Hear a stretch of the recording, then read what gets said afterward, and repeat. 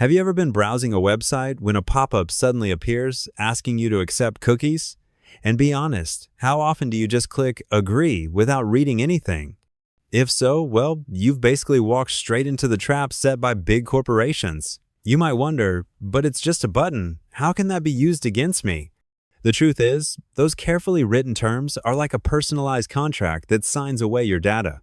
To understand this better, let's rewind a few centuries. When Spanish colonizers first arrived in the Americas, they quickly became the rulers of the land and resources.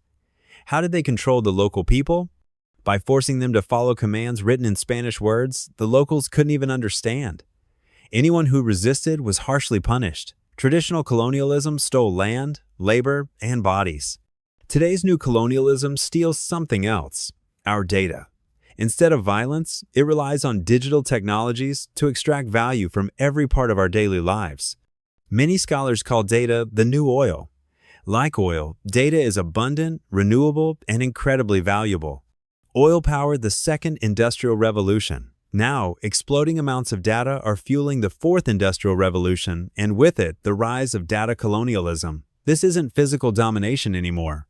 It's a new power structure where companies use digital tools to systematically turn our everyday behaviors into resources for profit. Here's how it works. Corporations take huge amounts of free data, our clicks, searches, messages, and use them to design apps that perfectly match our habits. Then the more we use the apps, the more data they get.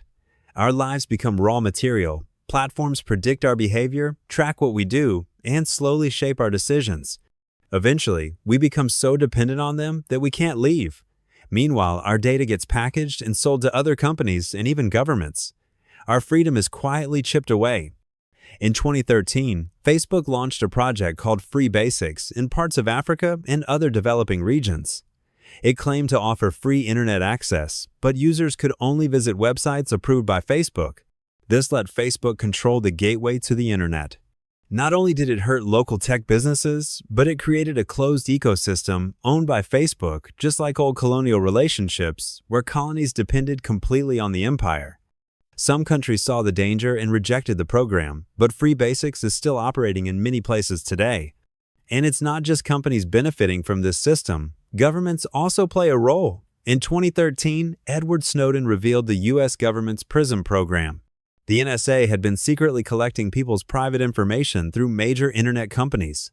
They treated global communication like a resource to be harvested, using state power to extract and control data at a massive scale. So how do we escape data colonialism? The key is simple. Don't hand over all your data to big corporations. We need stronger government regulation, more public awareness, and less reliance on platform giants. People should understand how internet monopolies manipulate data and learn how to protect themselves.